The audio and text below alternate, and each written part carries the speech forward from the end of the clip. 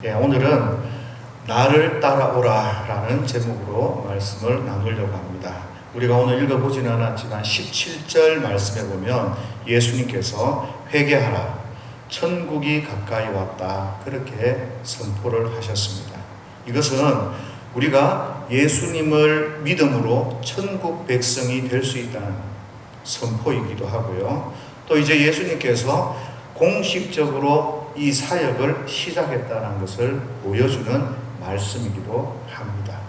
다른 말로 하면 이런 거죠. 우리가 예수님을 믿으면 하나님 나라의 백성이 된다라는 것을 아주 공식적으로 선포하신 것입니다. 이 얼마나 놀라운 일입니까? 우리가 하나님의 자녀가 된다는 것은 사실 꿈조차 꿀 수 없는 일인 것입니다. 살아가다가 미국 시민권 가지려고 사람들이 온갖 지혜를 다 짜냅니다. 그래도 그 미국 시민권을 가지기가 어려워서 애를 먹습니다. 그런데 감히 이 하나님의 나라, 위대한 하나님의 나라의 자녀가 될 수 있다는 이 선언을 예수님께서 하시는 것이죠. 회개하라, 천국이 가까이 왔느니라. 그래서 이 주제는 복음서 전체에 있어서, 아니 성경 전체에 있어서 굉장히 중요한 주제인 겁니다. 이에 따라서 또 중요한 주제가 오늘 소개되고 있는데요. 그 중요한 주제는 바로 나를 따르라. 이제 천국이 왔으니 예전의 삶에서 돌이켜서 예수님을 따라야 하는 것입니다. 예수님은 이런 엄청난 선언을 하신 후에 그러면 누가 나를 따르기에 합당한 자인가? 그 제자들을 찾아서 다니십니다. 18절입니다. 우리 다 같이 시작. 갈릴리 해변에 다니시다가 두 형제 곧 베드로라 하는 시몬과 그의 형제 안드레가 바다에 금을 던지는 것을 보시니 그들은 어부라. 네, 예수님께서 하나님 나라에 합당한 자를 찾아다니시고 또 주님과 함께 일할 자를 찾아다니시다가 갈릴리 해변을 거니십니다. 그때 그물을 던지고 있는 두 형제를 보십니다. 그런데 가만히 보면, 생각을 해보면 예수님이 하시려고 하는 그 사역의 성격에 맞지 않습니다. 예수님의 사역이 음식점을 하거나 아니면 수산업을 하거나 하면 바다에서 그물을 던지고 있는 이 어업에 종사하는 두 형제가 굉장히 적절할 것입니다. 그러나 예수님의 사역은 그런 일이 아니지 않습니까? 그래서 우리가 언뜻 생각하기에도 어부하고 예수님이 가르치시고 병 고치시고 천국 복음을 전파하시는 이 일들과 좀 맞지 않는 것 같습니다. 그런데 과거에 보면 양을 치고 있던 다윗을 부르셔서 하나님께서 이스라엘의 주권자로, 왕으로 세우셨습니다. 그런 것처럼 오늘 예수님께서는 어부를 부르셔서 예수님의 동역자로 세우셔서 사람을, 생명을 구하고 또 복음을 전파하는 그런 일들을 맡기시기를 원하시는 것입니다. 분명한 것은 이렇게 예수님께서요, 어부를 제자로 삼는다라는 것은 예수님이 그 사역의 성격이나 또 그분들이 가지고 있던 어떤 상황, 이런 것들을 고려한 게 아니라 그분들, 사람, 그분들을 주목한 것처럼 보인다는 것입니다. 이분들은 그냥 자신의 삶을 평범하게 살아가고 성실하게 살아가는 어부인데 우리가 생각하기에는 합당하지 않는 것 같고 뭔가 좀 맞지 않는 것 같은데 예수님께서는 우리가 보지 못한 것을 예수님은 보시고 그들을 부르시고 계시는 겁니다. 우리 그런 생각하지 않습니까? 적어도 예수님의 제자가 되고 또 예수님의 제자로서의 사역을 감당하려면 최소한 이 정도의 전문직, 또 아니면 최소한 이 정도의 학력, 출신지, 재력, 이런 것들은 있어야 된다고 생각을 하는 거죠. 적어도 큰 교회의 목사가 되기 위해서는 어느 정도 학력은 유학은 갔다 와야 돼.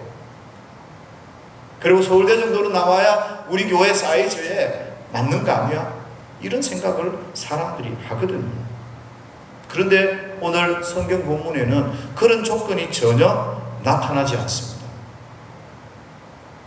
그런데 한 가지 좀 그건 있죠. 어부예요, 어부. 어부도 전문직이잖아요. 그런데 이거는 완전히 생뚱맞은 거예요. 맞지 않는 거예요. 그러니까 이런 상황이라는 게 우리가 생각하는 기준이 뭐 좀 아니어도, 좀 특별한 사람은 아니어도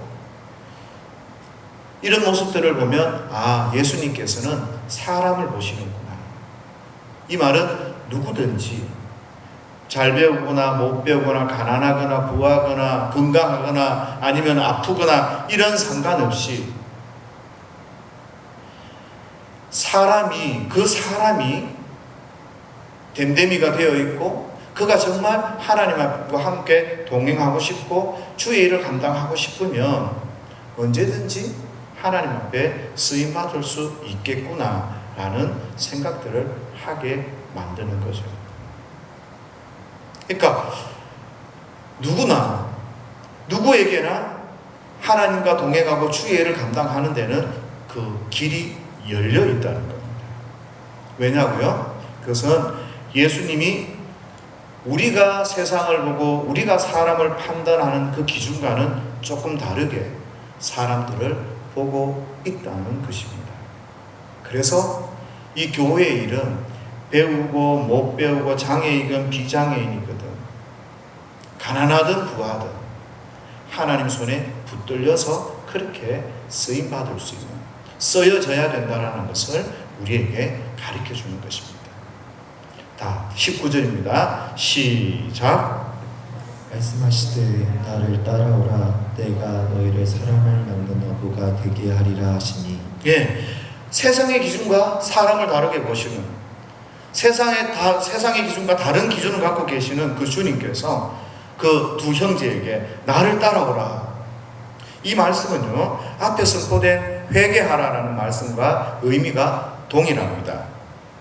나를 따라오라는 이 말씀은 이제 네가 너의 삶에서 돌이켜서 이제 나를, 예수님을 따르라 라는 이러한 의미의 말씀입니다.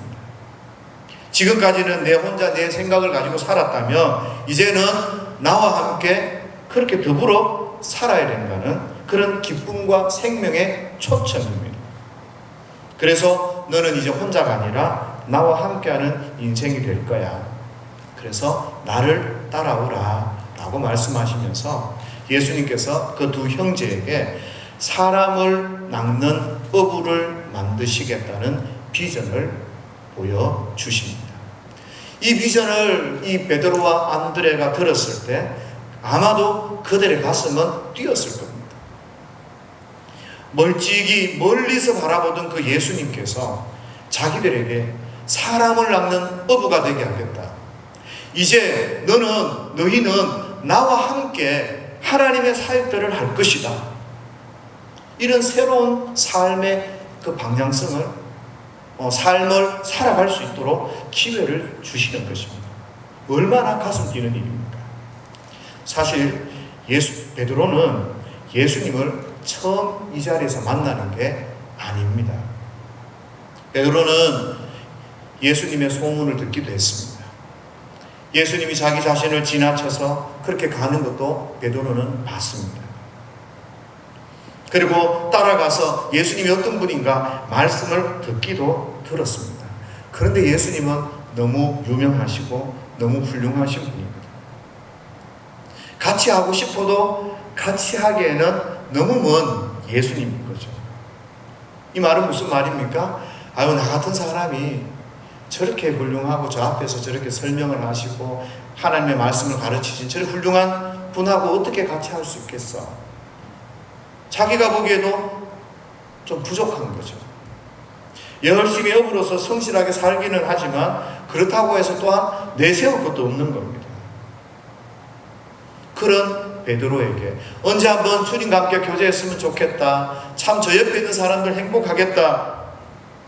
그런데 그 예수님께서 자기에게 찾아오셔서 새로운 삶의 비전을 제시하는 거죠. 이제 나와 같이 하자.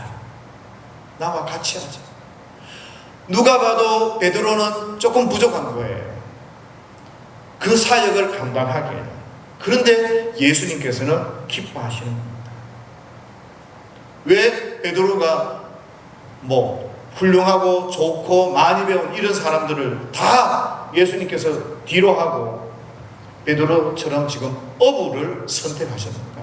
왜 예수님께서 이런 모습을 우리에게 보여주시는가라는 거죠. 예수님께서는 조금 부족하지만 이 사람들과 함께 일하시는 것, 이 사람들에게 주의 복음을 맡기는 것을 기뻐하시는 거예요. 예수님께서는 어떤 일이든 무슨 일이든 혼자 다 하실 수 있는 분이십니다. 세상을 창조하신 분이십니다. 이 말은 사람의 도움이 하나도 없어도 된다는 의미겠죠. 그럼에도 불구하고 굳이 제자들을 찾으시고 제자들을 통해서 일하시고 동력자들을 세워서 그 사람들이 일들을 감당할 수 있도록 왜 일꾼을 찾으시고 동력자를 찾으시는가라는 겁니다. 분명한 것은요, 예수님의 생각이 우리의 생각과는 다르다는 거예요. 예수님은 혼자 일하는 게 좋은 게 아니라 제자들을 부르고 훈련시키시고 동력자로 삼으시는 것이 그게 옳다고 생각하세요. 그래야 그 공동체가, 교회가 아름답게 깎이워지고 아름답게 세워진다고 생각하시는 겁니다. 예수님이 옳다고 생각하고 예수님이 좋다고 생각하는 그 모습, 그 기준, 그것이 교회의 기준이 되어져야 하는 것입니다. 그래서 교회는요, 함께 가는 겁니다. 혼자 잘났다고 나만 바라보라고 내 말을 들어야 된다고 옆에 있는 사람 무시하면서 그렇게 가는 게 아니라 서로 동력자가 되어져서 부족하지만 함께 하나님의 나라를 섬겨나가고 하나님의 이름을, 영광을 드러내기 위해서 노력하는 겁니다. 그래서 교회는요, 서로 동력하고 서로 도와야 되는 겁니다. 예수님처럼 옆에 있는 사람이 많이 부족해도, 조금 부족한 게 아니라 아주 많이 부족해도 불러서 함께 동력하고 하나님의 나라를 세워가는 거예요. 그거를 주님이 기뻐하시는 겁니다.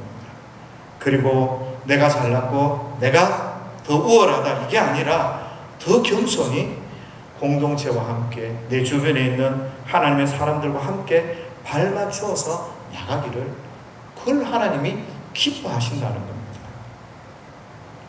그래서 예수님께서 제자들에게 예수님의 그 비전과 그러고 나서 내가 널 왜 필요로 하는지 그 목적을 제시해 주는 겁니다.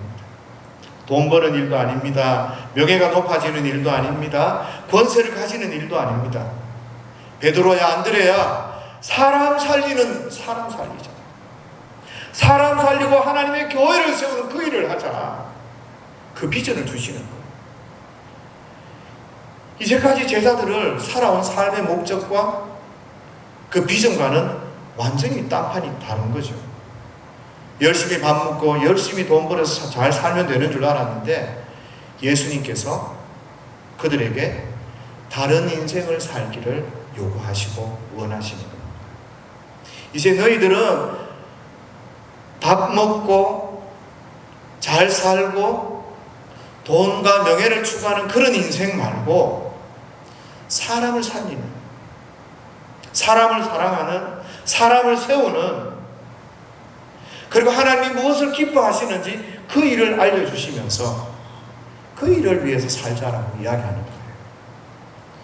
우리가 하나님 앞에, 하나님의 심판대 앞에 섰을 때, 아니 우리가 죽음 앞에 섰을 때 하나님, 네, 정말 열심히 잘 살았습니다, 그렇게 말할 수 있는 삶의 의미를 가진 그 인생을 살라고 주님이 제자들에게 도전하는 겁니다.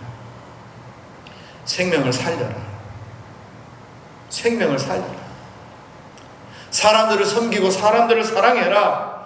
그것이 하나님이 기뻐하시는 인생이다. 그렇게 말씀하고 있는 것입니다. 사람들이 그러잖아요. 그렇게 내 삶의 목표와 목적을 바꾸려고 하면 사람이 생각하잖아요. 내가 지금 이 나이에 뭘 시작하겠어요? 좀 늦은 것 같잖아요. 뭐든지 결단하고 뭔가 하려면. 또 하나님, 그러고 나서 저는 어부인데 어떻게 목회 같은 그 일들을 하고 중요한 일들을 하겠습니까? 그렇게 이야기하잖아요. 그런데 주님은 그거 상관치 않는 거예요. 하나님을 위해서 살아라. 하나님의 영광을 위해 살고 생명 살리는 그 일 위해 살아라. 그거를 도전하시는 거죠. 직업 바꾸는 게요, 그렇게 쉬운 일이 아닙니다. 새로운 어떤 일들에 적응해 나가는 게 그렇게 쉬운 일들이 아닙니다. 그러나 주님께서는 진짜 의미 있는 일을 하라고 베드로와 안드레에게 도전하는 거죠. 어부, 그거를 내려놓고 이제 주님과 함께 사람을 살리라. 저와 여러분들이 주님을 위해 살아야 되는 거예요. 큰일 아니어도 우리에게 주어진 그 환경 가운데서 주님을 위해서 살아가는 그런 태도와 자세를 좀 가졌으면 좋겠다라는 마음들을 가져봅니다. 20절입니다. 다 같이 시작. 그들이 곧 그물을 버려두고 예수를 따르니라. 놀라운 일이 벌어지죠. 예수님께서 그래, 생명을 살리고 네 인생이 바뀌어야 되고 하나님이 기뻐하시는 그 일, 하나님의 영광을 위해 살아보자, 이제 나와 함께 그 길을 가자 말했을 때 이 예수님의 요청에 즉각적으로 순종합니다. 지체함이 없는 거예요. 예수님이 말씀하시는 그 순간 바로 결단하고 결정하고 모든 것을 내려놓습니다. 사람이요, 어떤 누군가를 사랑하고 좋아하게 되면 그냥 그분이 원하는 그 일을 선택하거든요. 왜 그런지는 모르지만 그래야 할 것 같은 마음이 막 들어요. 그리고 내가 그걸 선택하지 않으면 정말 후회할 것 같다는 생각이 들어요. 그리고 내가 그렇게 사는 것, 그렇게 하는 게 너무 좋은 겁니다. 그래서 젊은 청년들이 주를 위해 헌신하기도 하고 선교의 길을 기꺼이 가기도 하는 겁니다. 내가 예수님과 함께라면 내가 남보다 못 배우고 남보다 가난하고 남보다 모든 것을 누리지 못하고 부족하더라도 나는 상관하지 않습니다. 나는 주님과 함께라면 무엇이든지 하겠습니다. 이런 결정을, 이런 결단들을 하는 것입니다.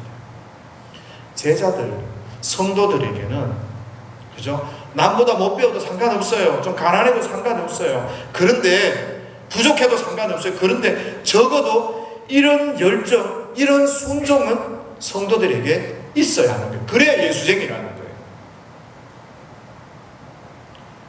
내가 모든 것을 가져서 주님이 나를 선택하는 게 아니잖아요.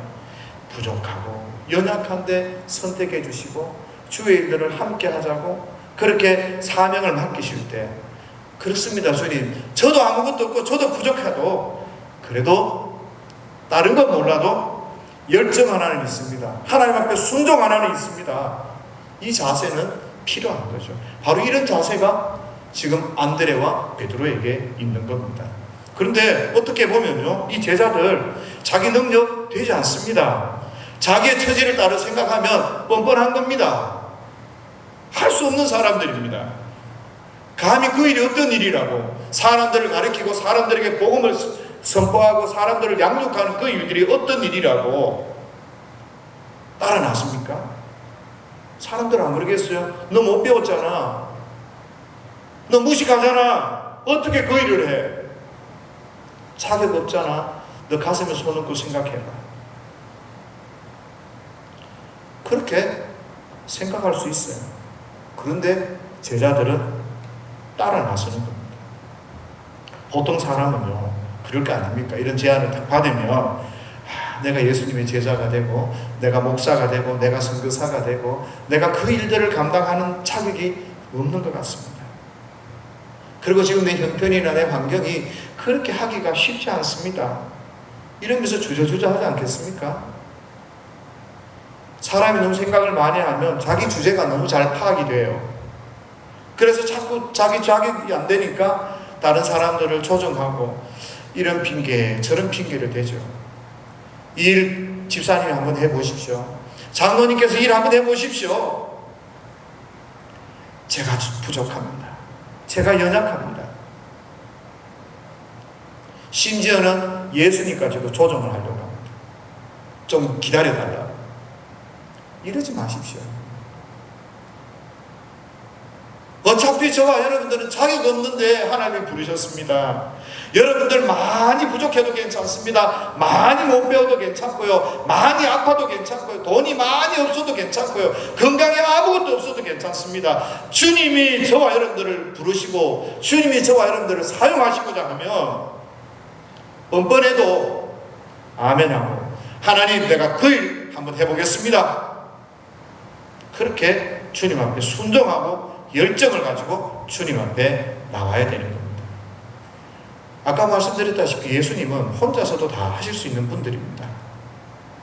그럼에도 불구하고 우리를 부르시는 이유는요, 이미 우리를 사랑하시고 우리와 함께 하시고 우리를 존중하신다는 의미입니다. 우리가 그 부름에, 그 초청에 반응하지 않는다. 그거는 또 다른 교만인 것이죠. 하나님 앞에 불순종인 것이죠.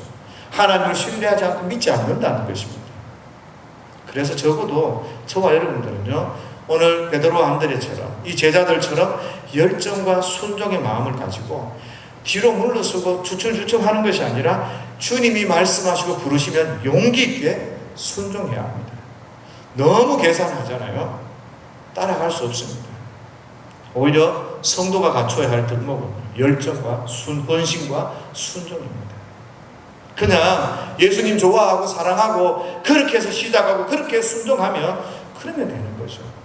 예수님이 말씀하시니까 어떻게 적시 순종하고 적시 따라가고 자기가 하던 그 모든 것을 딱 내려놓고 주님을 따라가는 이 마음이 우리에게 필요합니다. 21절 22절입니다. 다 같이 시작.